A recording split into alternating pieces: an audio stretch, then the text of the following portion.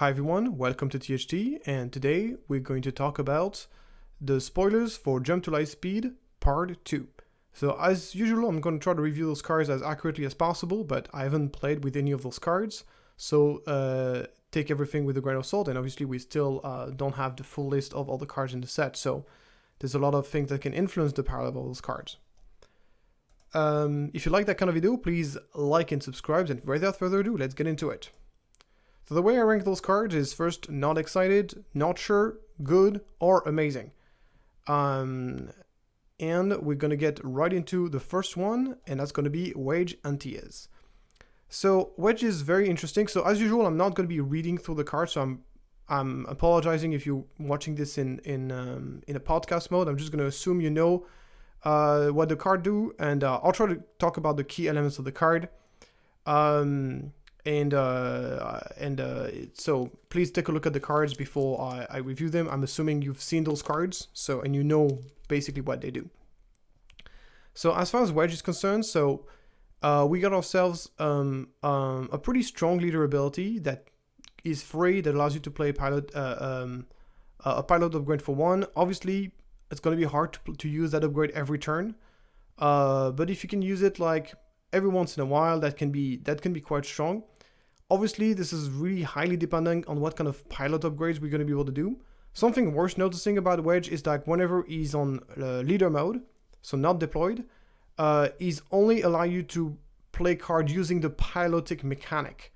So in this case, you do get a discount playing the pilotic mechanic. While once he's deployed, you get a discount on any pilot card, whether it's being played as a card normal or whether it's been used in piloting, whether you use piloting. So his leader's ability becomes stronger once he's deployed as an upgrade.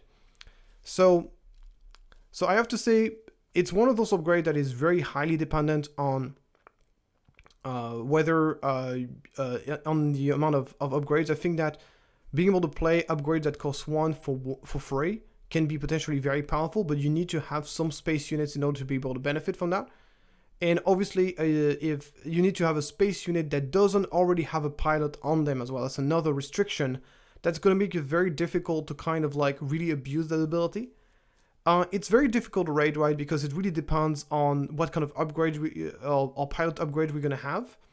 And it's definitely the kind of leader that you have to really play into his strength if you want to for him to really work out, because his leader deploy is not amazing. Obviously, it comes down to 3, 6, 4, 5, which is without any ability. That's pretty miserable. If he's being used as a pilot upgrade, he can be good, but as we know, pilot upgrades can very easily be countered by confiscates, no good to me dead, rival's fall, that kind of thing. That can really hard counter those leader deploy very, very hard. So obviously, this is something that is going to be a big limitations. And this, as opposed to Boba and Han pilots that we've seen earlier that do have some sort of immediate impact on the game when they get deployed, Wedge doesn't have that. Therefore, if he gets countered, you're really, really getting punished really, really hard when that happens. So, with that being said, the leader deploy can still be very impactful if your opponent doesn't have the answer, which in certain matchups can be quite powerful when your opponents tap out. So I gotta say, once again, not a massive fan of leader deploy. I might be undervaluing the leader pilots, but so far the leader pilots have not really impressed me so much. But they can be very strong in the right cases.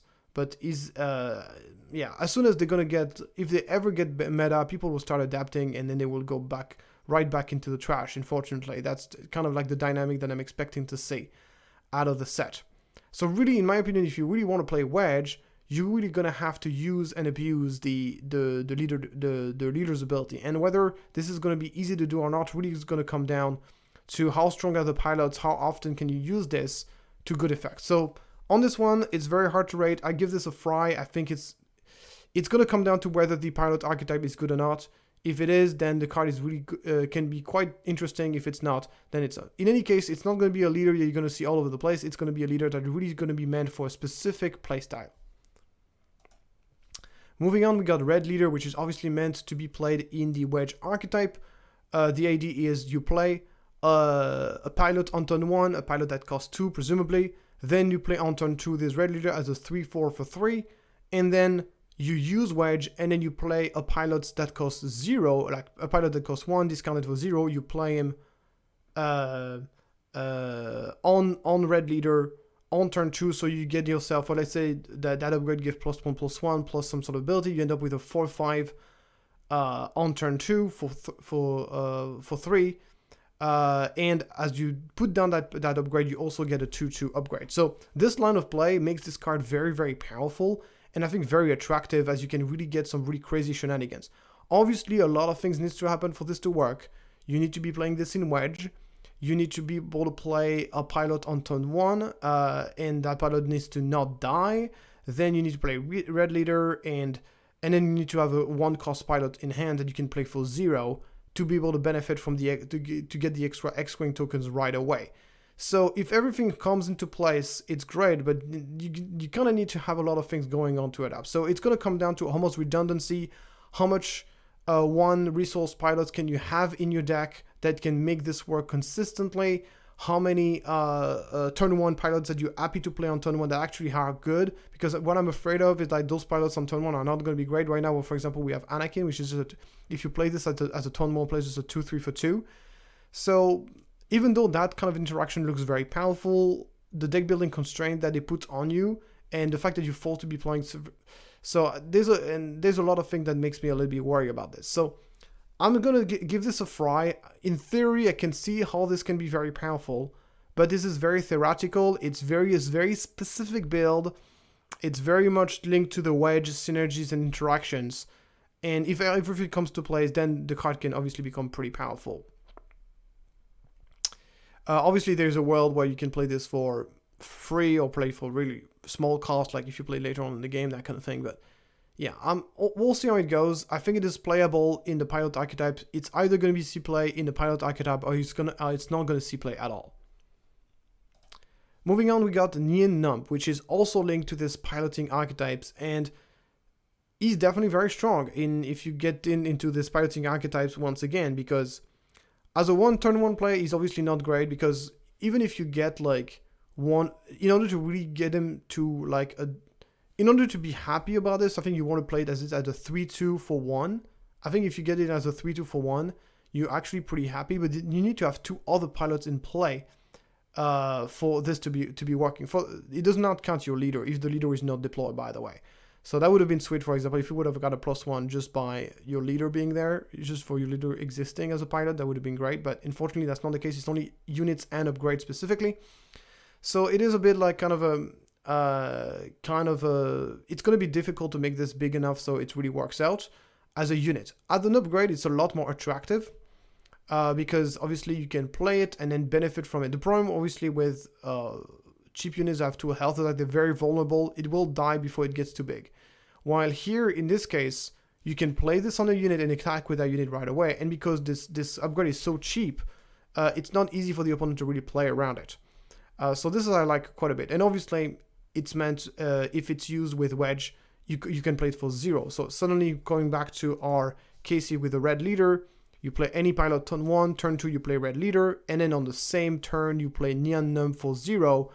And assuming the other guy is a pilot, that means a +2 attack upgrade and a +2 health. So it's basically +2/+2 for 0. So yeah, you're basically giving +2/+2 for 0. So we're talking about a 5/6 on turn 5/6 turn 2 with a 2/2 tokens upgrade on top of that, which I think is very, very strong. But once again, everything needs to come into place for this to work out, and your pilots on the ground needs to not die, that kind of thing. So there's a lot of string attached to that particular play. But I think once again, if we get enough redundancy, if we get like a lot of those kind of card of the same, this is definitely like a step in the right direction. If we definitely do get like a lot of cards which are on the same power level as this, I can see this archetype being quite powerful potentially. But we need to see a little bit more than that. So I'm going to give this a maybe. It's really going to come down to whether the piloting archetype or not. I don't think this card is playable outside of the Wedge archetype. I'm giving a maybe to the entire package of to the entire archetypes. Moving on to a card which is going to see play in Wedge, but not only. We're talking about Blue Leader. And I don't think I've ever been so excited about a Star Wars Unlimited card. This card is so exciting on so many levels. First of all, the art on the Prestige edition of that card is fantastic. The card looks absolutely beautiful. And this is, in my opinion, the strongest card we've seen so far. It's incredibly powerful. It's even better than the Chewbacca, which, as you know, back then I already rated very, very highly. So why is it so strong about this card? First of all, 3/3/3 ambush in space is already quite good. It's specialized, right? You need to be in a meta that plays a lot of space units for this to work out. But if you do, then 3/3/3 ambush is already very, very solid. Now, talking about this card can either be a 3/3/3 ambush, or it can be a 5/5/4/5 ambush, which is very, very strong. Keep in mind, one of the best ambush cards in the game currently is Syndicate Lack. He's a 5/4/5. Bossk is a 4/5/5 with an extra ability. So 5/5/5 is amazing for an ambush unit. And this unit can be either, so you play for 3, either you're playing as a 5/5. So basically, the trick is that you can choose in which order you're resolving the trigger. So you can either do, if you're resolving the when play trigger first, you're going to end up with a 5/5/4/5 ambush.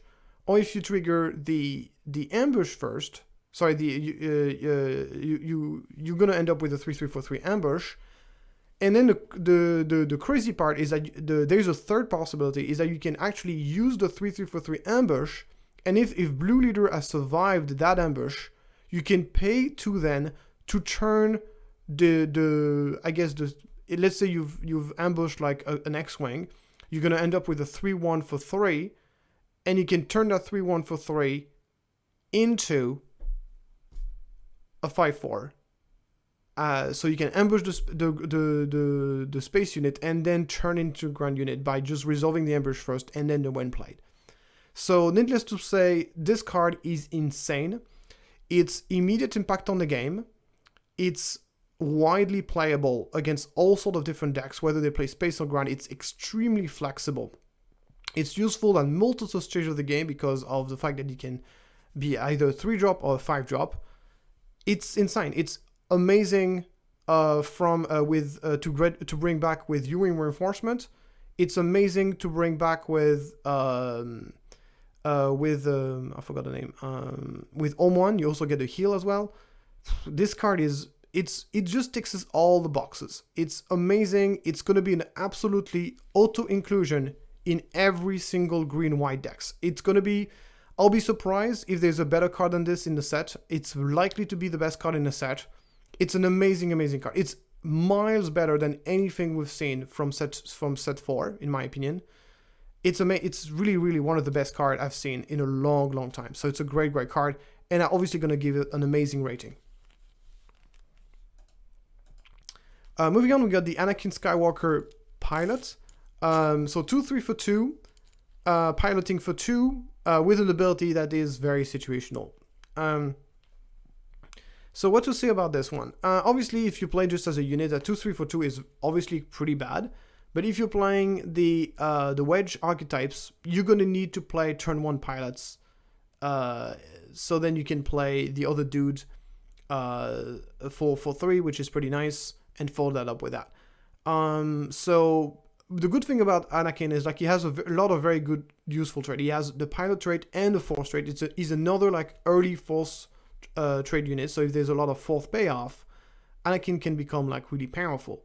So this is kind of like a lot of good stuff, a lot of very bad stats, but a lot of good traits, and obviously the options to play them as a pilot. I don't think the card is amazing, but I think certain decks are gonna need a card like that. So this is kind of like how I feel about this. The ability, extremely situational. It's very situational generally to be wanting to return your own stuff in your own hand. There's quite a few cards in Star Wars Limited that can do that, but very, very rarely do you actually do it. Actually, for example, Ahsoka, I don't think I've ever seen anybody using Ahsoka's ability to bring Ahsoka back in hand. Like, it's very, very situational. And even more so for an upgrade. So I'm going to give this card a maybe. The card is not super flashy, it's not amazing, but I think there's certain decks that might need to play a card like this. Then we got Allegiant General Pride. The ability to basically defend non-unique upgrades whenever you deal indirect damage to a unit. Okay, it works against shield, it works against experience token, but since you don't really get to decide where the indirect damage are going, that's extremely situational ability. Very rarely, I don't anticipate this ever really doing much in terms of, it just restricts a little bit like the option for the opponent on where they can put the indirect damage, which is nice. 2-3-4-2 is obviously terrible. However, the on-attack ability is very strong. If you have the initiative, once again, you don't get to decide where the damage goes, but here you got a 2-3 plus the extra 2 damage indirect damage that comes out if you got the initiative. So I don't think this card is bad. I just think that the situation in which you want when this card is good is quite narrow. First of all, I think you need to be playing an aggro deck for this to work. And the second thing is you need to have initiative. So in an aggro deck, you have a tendency to play a lot of 2-drops. So you can afford to kind of like play a bunch of 2-drops, and then if you have the initiative, you play it. If you don't have initiative, then you resource it. And then this card can be very strong, I think, with the initiative. But I think that it's a pretty narrow case. And also, is this card going to be for an indirect damage deck? I think indirect damage are pretty likely to be aggro mid-range decks, I would say. Because then in an aggro deck, you don't mind actually dealing damage to the base, which is often what's going to happen with the indirect damage most of the case. So I think this card is playable, but I don't expect it to be super strong. I'm going to give this one a maybe. It's very different from anything. I find it's quite difficult to quantify how good indirect damage is going to be. So I'm giving this one a maybe. Next, we got General Draven. I think General Draven is quite bad. He's quite expensive. Yes, it does have immediate impact on the game by putting down those X-Wing tokens. Those X-Wing tokens, as you know, are not rebels. So that's another thing that is kind of sucky about it. The stats are horrendous for a 5-drop. Like a 2-5 stat line is very, very bad for a 5-drop. And even if you add up the stats of the X-Wing to make this like a 4-7, 4-7 for 5 is not a good stat line. So granted, you have a horn attack ability, but once again, what is the odds of this card surviving? Since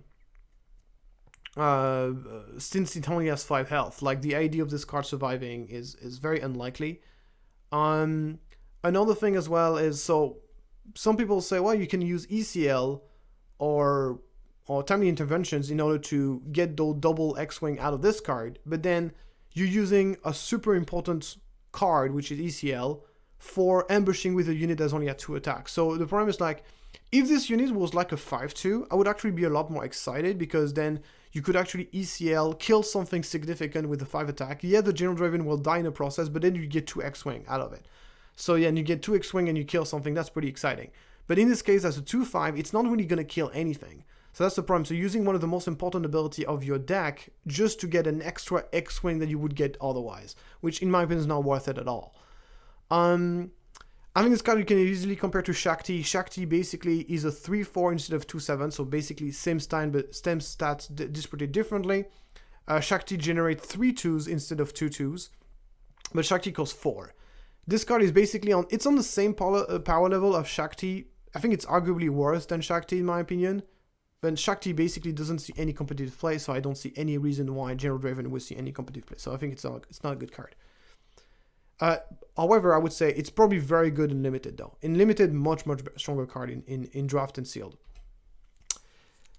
Then we got Admiral Akbar. Okay, so there's basically 2 ways to use this card. This leader is you can either use it to exhaust your own unit in order to generate X-Wing tokens, or you can exhaust the enemy units to give them an X-Wing tokens. You can tap enemy units. So there's a bit of flexibility to come around. And then when the leader deploys, you get yourself a 3-8 deploys on 6.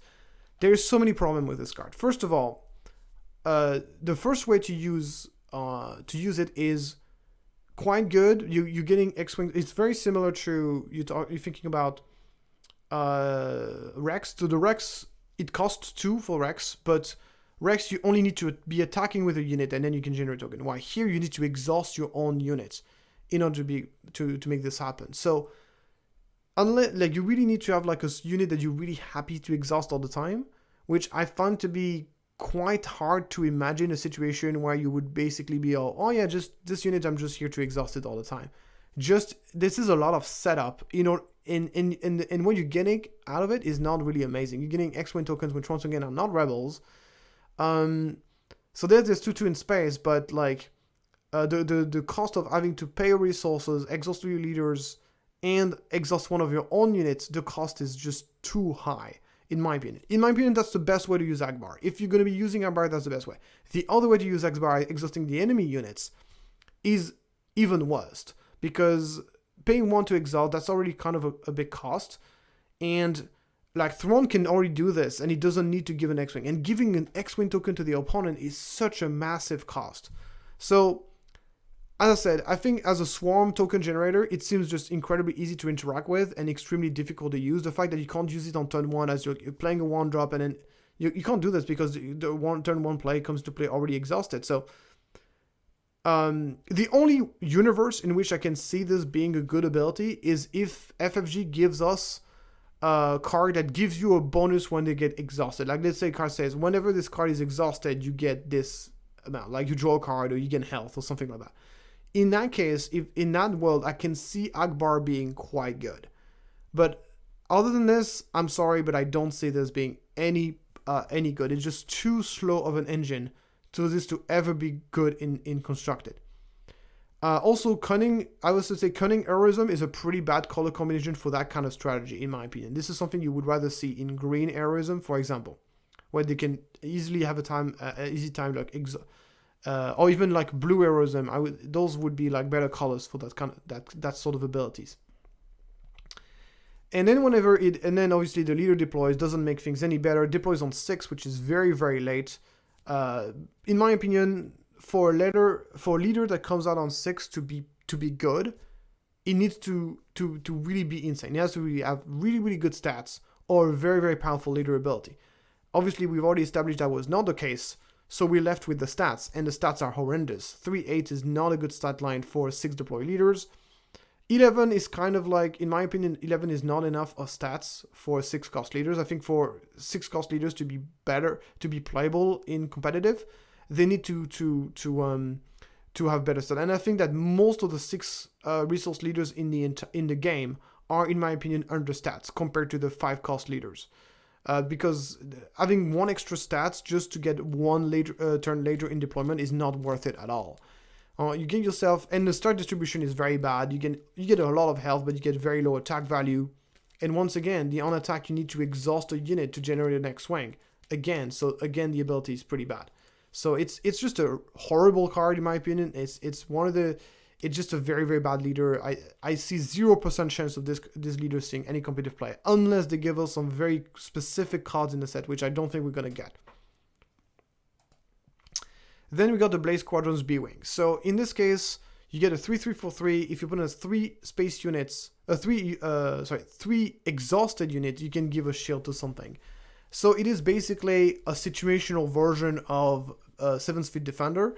The extra stats that you get, I mean, granted you can give a shield to anybody, but the ability of your opponent having 3 units is already a pretty steep condition, but then they have to be exhausted as well.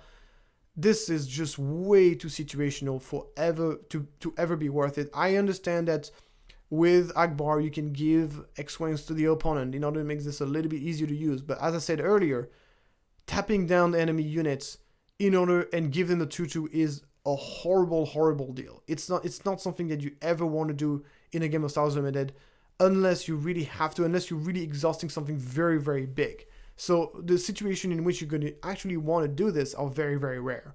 Therefore, you cannot really plan on that in order to utilize B-Wing's ability. So in my opinion, this is pretty horrendous package, and the card is, even whenever you actually get the shield off, it's actually not that great. So the problem with this card is like, it's very bad if you don't get the ability, and if you do get the ability, then it's not amazing. So it's obviously a pretty bad card. Moving on, there's It's a Trap, and It's a Trap has the exact same problem with Blaze Squadron. It is quite situational because it only works for space unit. You need to have less space unit than your opponent, so realistically, you're only really untapping 1 unit with that card. Realistically, like the situation in which you would have less space unit than your opponent, but multiple space unit is beyond crazy rare. Not only the fact that your opponent has plenty of ways to interact with it as well. So just incredibly difficult to use. And even when you get to use it, the impact on the game is going to be pretty terrible. So in my opinion, this is very bad. It's a horrible card. I think it's really, really bad. And not only that, we have already all the cards that ready almost unconditionally. We got like Bravado, which is a ready effect that is unconditional on 5 resources, and very easily you can get the discount to get himself down to 3 resources. Bravado is like a million times better than It's a Trap, and it's a card that doesn't even see any play. So this is a horrible, horrible card. Then we got Independent Smuggler. Okay, so I was ready to throw this card into the trash, and then I realized that it's actually pretty good with Wedge, because once again, 0 cost pilotings. I think 1 cost pilotings are going to be very strong in Wedge, because being able to play an upgrade for 0 is quite powerful. And in this case, you get +1/+1 and raid 1. It's not bad. It's not bad in the right deck. So I don't think this card is going to be good in general, but I think if you're building a piloting deck with Wedge and you happen to be playing yellow, you're probably going to be playing this card. It's definitely the kind of card that you're going to want to give. So, okay, I give this one a little go, but actually, no, I should give this a fry. So, yeah, it's a fry. Ignore this. I'm not giving this. I'm giving this a fry. As I said, I think in the Wedge deck, there's a chance this card actually might see some play. Outside of this, of course, it's not good. Yep. And now we're going to talk about the Home one. So, basically, the problem I have with all those cards that are basically based on the Ackbar ability, the idea of giving, is like they are basically interacting with the worst way to use Ackbar's ability, which is giving tokens to the opponent, which is something that you just simply don't want to do in a game of Star Wars Limited, like 99% of the case. So having a unit that basically wants you to interact with the bad part of your leader's ability is not a good idea. So the combination between Amo and Ackbar, as I said, I think it's not a good way, and Ackbar is a horrible leader. So the other way to use Home 1 is simply just as a sideboard card. It's a card that you'd be wanting to use whenever against a heavy space heavy deck. So we're talking about a card that can kill Fire Spray, that comes into play at the same time as Fire Spray and Ruthless Raider, and can actually one-shot them and staying alive behind, which is pretty nice.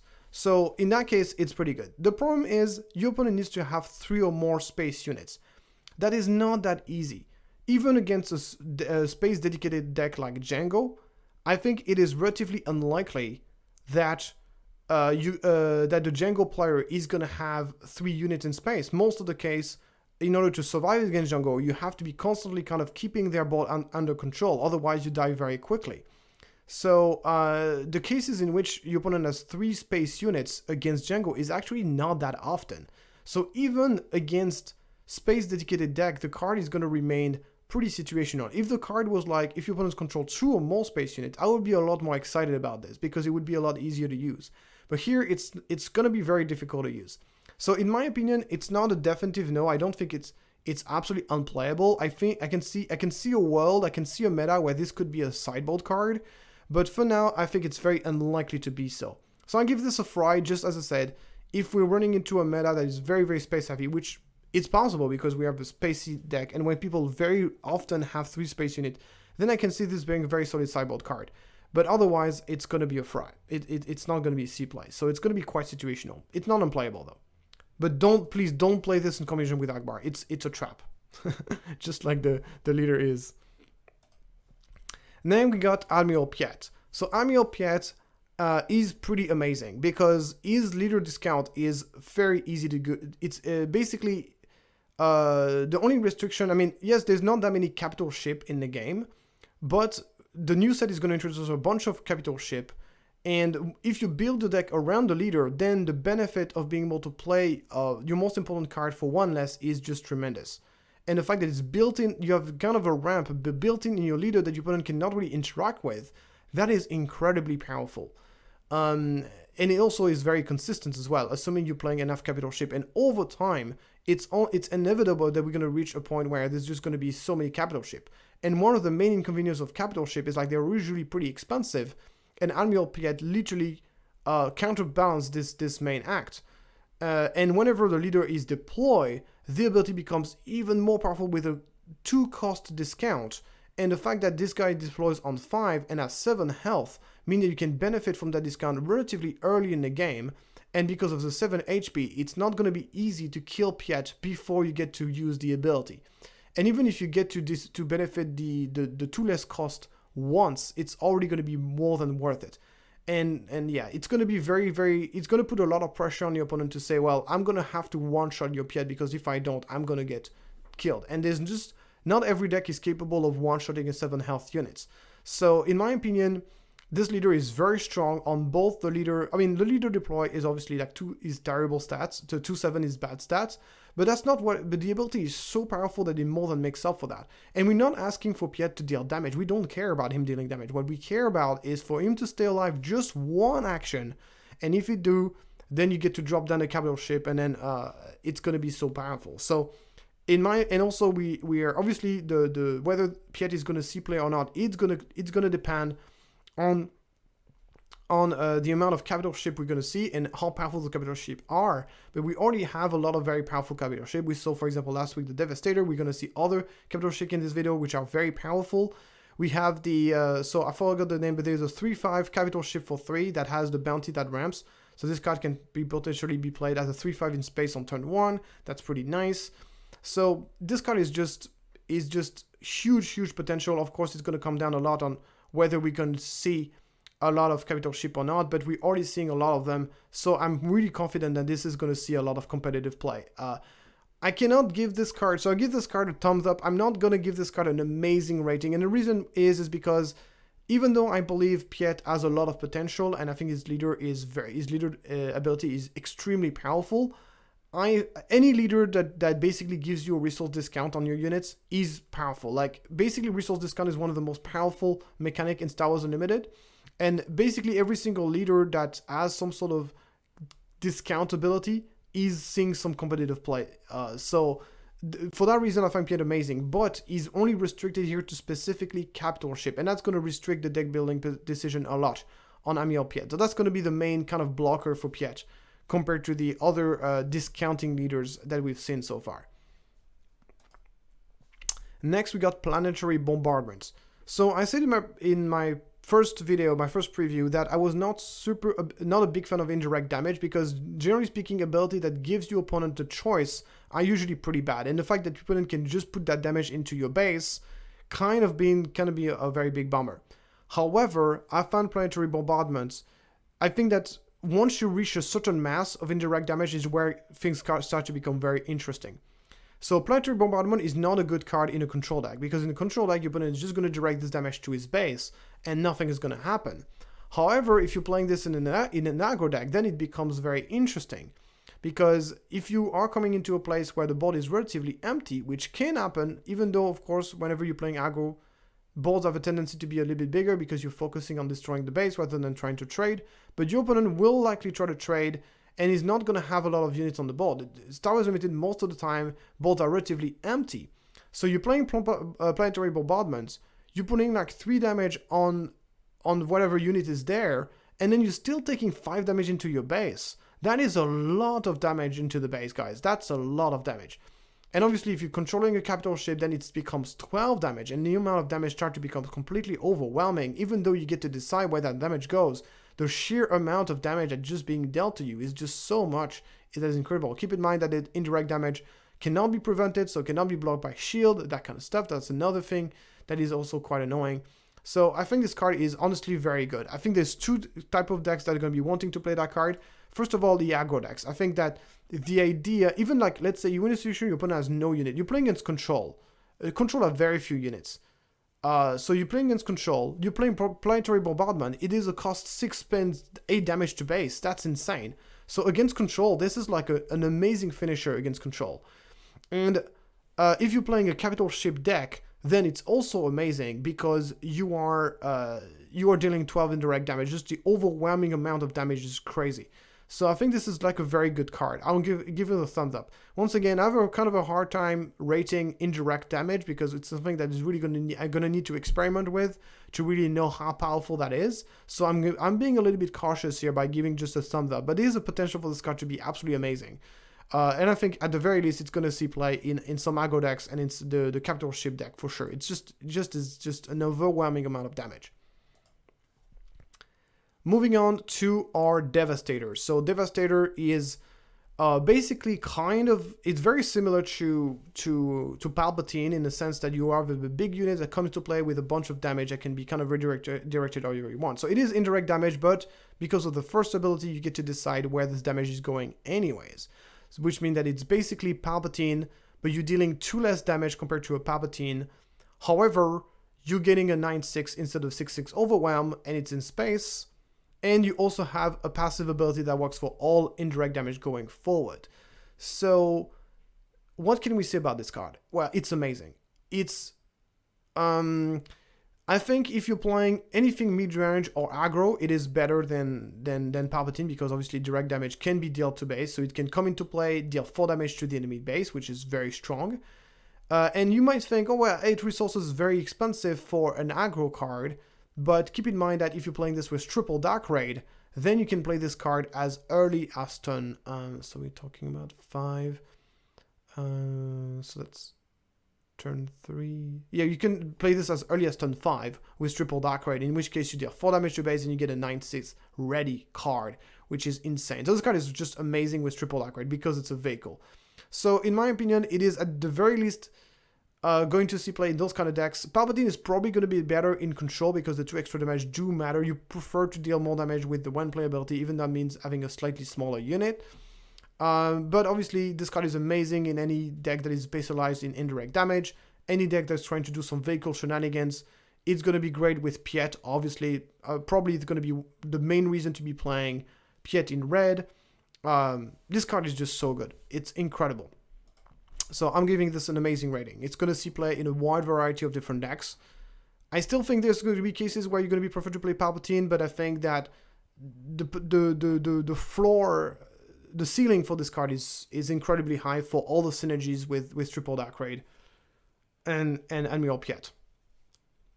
Moving on now to Resupply Carrier, which is another great capital ship.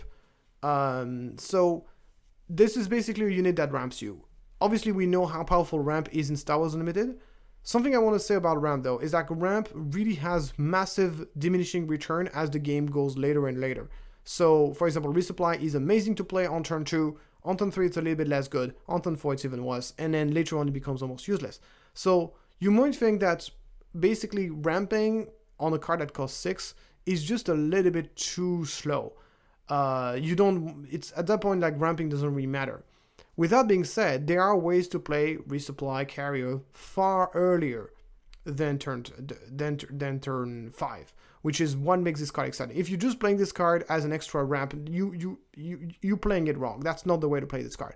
The way to play this card is to play it either off triple Dark Raid or with Admiral Piet. So triple Dark Raid, this card is amazing. You play triple Dark Raid on turn 3. You get yourself a ramp. You get yourself a 4/5. You get to attack. It's just silly good. And obviously with Piet, you get to play this card basically 1 turn earlier, so possibly turn 4, or you can even play at the same time as your leader deploy. So it's just really strong. So once again, it's not going to see play in every deck, but in this deck in which it's going to see play, it's going to be a major reason to play those decks. So I give this a thumbs up.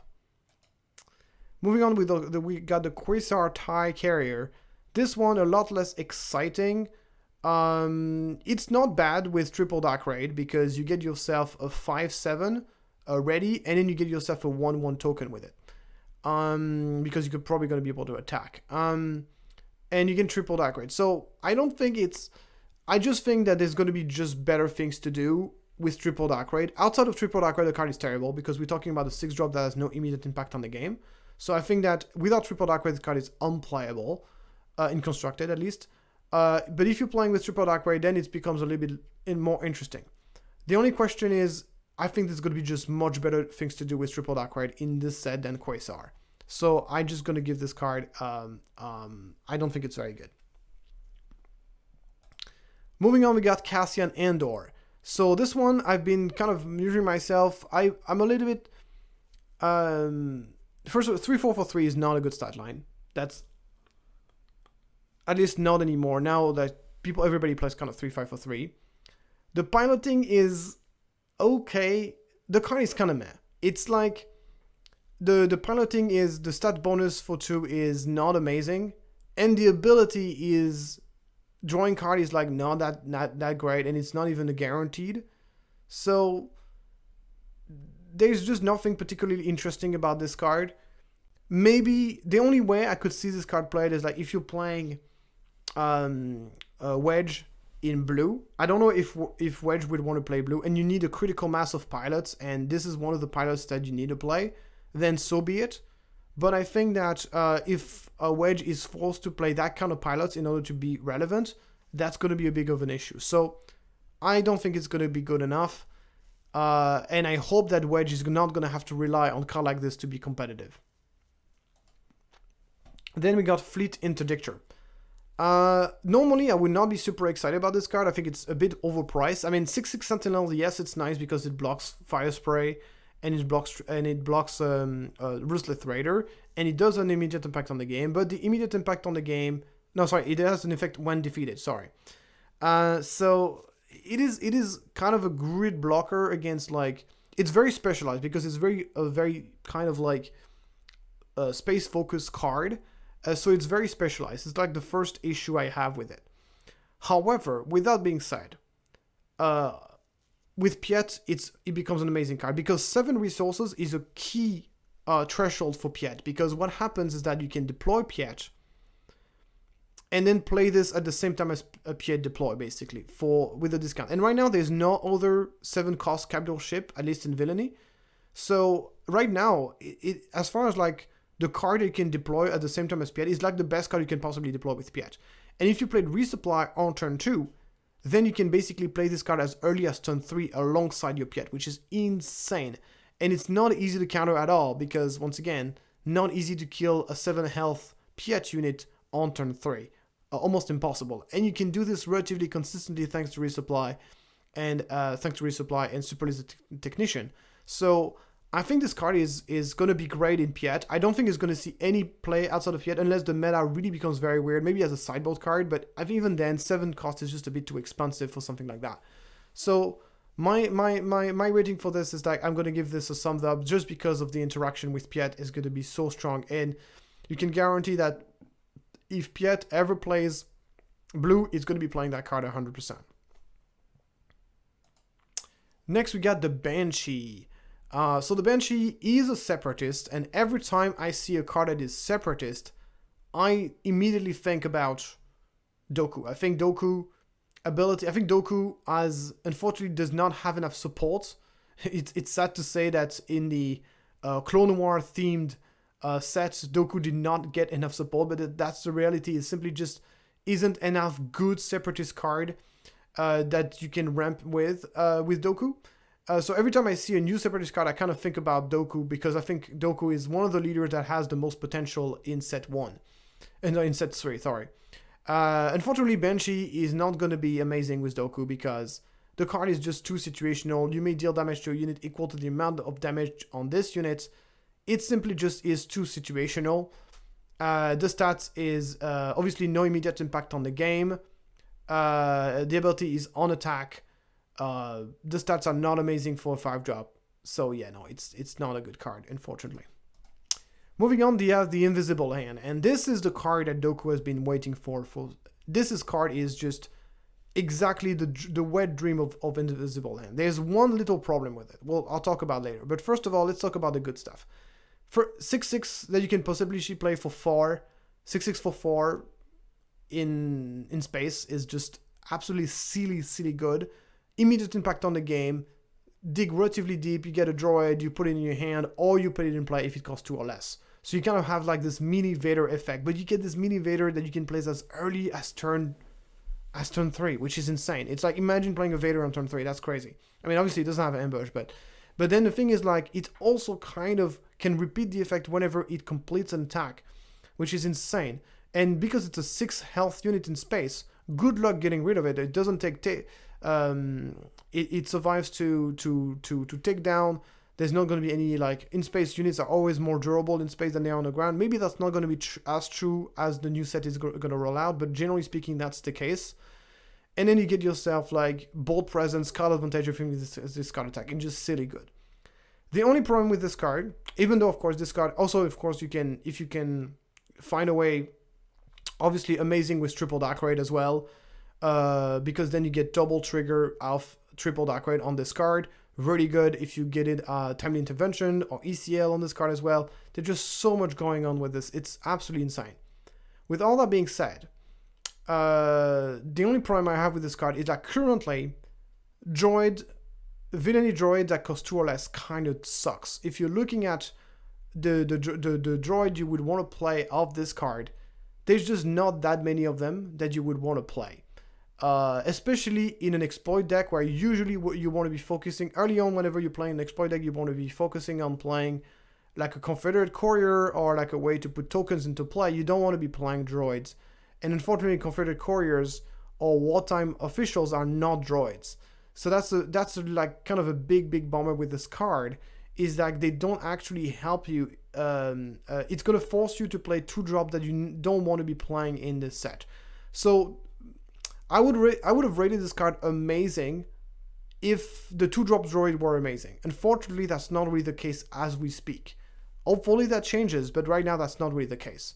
So for now, I'm only going to give this card a thumbs up and not an amazing rating, unfortunately. But yeah, I'm very excited about this card. I'm definitely going to be playing it and see if the card is just that good, that you can just like do those things, and even without great 2-drops, it's still going to do it's going to be interesting to see if it's worth it of the sacrifice that you're making in order to integrate that card and get good value out of it. Next, we got Academy Graduate.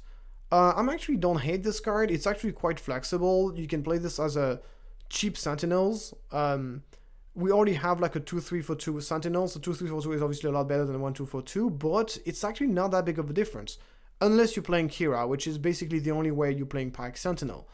But with that being said, having the flexibility of having something that can be Sentinel either on the ground or in space by using the piloting mechanic is not that bad. And obviously as a pilot it is far better, as you get +1/+2, and you get something as Sentinel.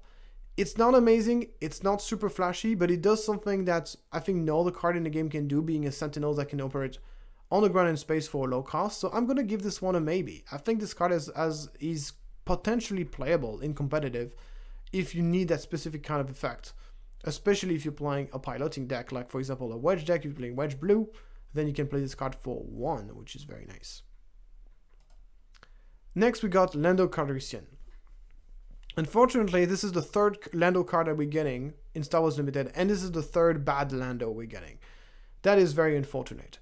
What I don't like about this card is the leader's ability is basically just a more situational version of the Luke's shield ability. I mean, granted, it allows you, it's more action efficient than the Luke's ability. And interesting fact is like you don't necessarily have to give a shield to the unit that you played with the ability. It can be a shield to some other unit. So it's an ability that allows you to shield the same unit over and over and over again. But the condition to be able to do that is very steep. You need to have a unit on the ground and in space. So not only you need to have 2 units, you specifically need to have a unit on the ground and in space. And that's not easy to do. So the condition is steep, the cost is steep, and the effect is okay, but not amazing. So yeah, not excited at all about the leader's ability. And then the leader deploy is absolutely terrible, because you get yourself a leader that deploys on 7. 7 is so expensive. If you decide to play this unit as a unit and not an upgrade, you get a 5/7 Sentinel. That's only 1 more stats compared to Obi-Wan, which is a 4/7 for 6, but Obi-Wan has a pretty strong on-attack ability. Lando doesn't have that. So you're basically getting a very, very bad Obi-Wan if you get this on the deploy. Then you can obviously use it as an upgrade, and then you get a +5/+5 Sentinels. That's very strong. That's very strong. Granted, your opponent does not answer it. If your opponent does answer it, then it's basically just a gigantic waste of resources. And there's just so many ways to counter it. We already talked about Confiscate, No Good to Me Dead, Rivals Fall, that kind of thing. Absolutely insanely easy to counter. And the thing is, okay, you get a wind deploy, you give an upgrade, but that's just to be on a different unit. So once again, you need to have like a land, a space unit, and a ground for unit to work. So it is situational, it is expensive, and it is not that amazing, and it's easy to counter. So it's basically, it was just a cocktail for a very bad leader. So my opinion is that Lando is pretty bad. Moving on, we got Gold Leader. And Gold Leader, unfortunately, just like Lando, he's expensive. he's easy to count, and he's very easy to counter. And he's very slow. So 5.5 for 6 is just a horrible stat line. It takes all the removals in the world. It takes Takedown, it takes Fell the Dragon. You're paying about a 6 drop that has no immediate impact on the game. Just this by itself means the card is bad. And unfortunately, it's easy to answer. Basically, if you're playing something that costs 6, has no immediate impact on the game, it has to be extremely difficult to answer. And unfortunately, Gold Leader is quite easy to answer if you're playing blue. And if you're playing any other color, you can just ignore the dude. Or you can just waylay it, I guess. Like, there's so many ways to get rid of it. So it is shielded, and when your opponent attacks it, it gets -1 attack, but that's irrelevant because the opponent is never going to bother trying to attack that thing. And it doesn't need to. We're talking about a card that is so incredibly slow. It's really, really a bad card. You would think, well, this card is great if you want to deploy your leader on it. But then, once again, there's still going to be a lot of ways to counter it. And it's all you're doing is so incredibly slow that against anything that is just remotely fast, you're going to be in a big trouble. Going into the last card of this video, we're going to talk about Rex Squadron Y-Wing. So this card is very interesting because it is basically a new potential 2-drop for Sabine. So right now, Sabine, just to put things into context, Sabine is currently playing Alliance X-Wing, which is a 2/3 for 2 Rebel. Red Squadron Y-Wing is a 1/3 for 2 Rebel, just like the Grey Squadron Y-Wing. Grey Squadron Y-Wing was not good enough for Sabine. And the reason was because the opponent gets to decide where the damage goes, which is very bad in aggro because aggro is always going to put those damage into one of his units. But Red Squadron is almost strictly better than Grey Squadron because you get to decide, because you get 1 extra damage, which is a pretty big deal. One difference with the Grey Squadron Y-Wing is in Grey Squadron Y-Wing you get 2 damage, you can't split the damage, you have to take it all or nothing. While here you can spread the damage all you want, which is definitely an inconvenience for the Red Squadron, but it's 1 extra damage. So in my opinion, I like this card a lot, especially if you're playing this early on in the game. So let's say your opponent goes turn 1, you go Red Squadron Y-Wing, your opponent answers plays a Battlefield Marine, you take initiative, then you get to attack with Red Squadron Y-Wing. What's the best thing your opponent can do? Is he put 2 damage on the Battlefield Marine, and then you deal 2 damage to base.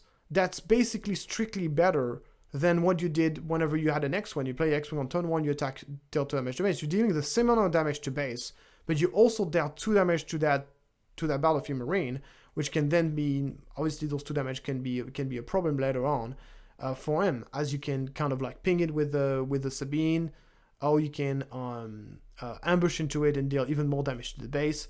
And every time this Y-Wing is going to attack, those damage is going to build up.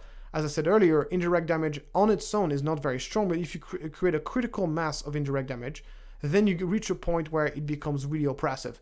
And I think Y-Wing can do this if you can play it early on the game. So obviously, Y-Wing is going to be a worse card to kind of top deck, but to be frank, those 2 drops here that you're playing, those extra 2 drops, are most likely going to be cards you want to play on turn 1, and then if you draw it any later than turn 1, you just resource it. So in my opinion, I'm ready. Another thing as well is that this card is red, which means that it triggers off Fighter for Freedom, which currently doesn't see a lot of play, but this can change.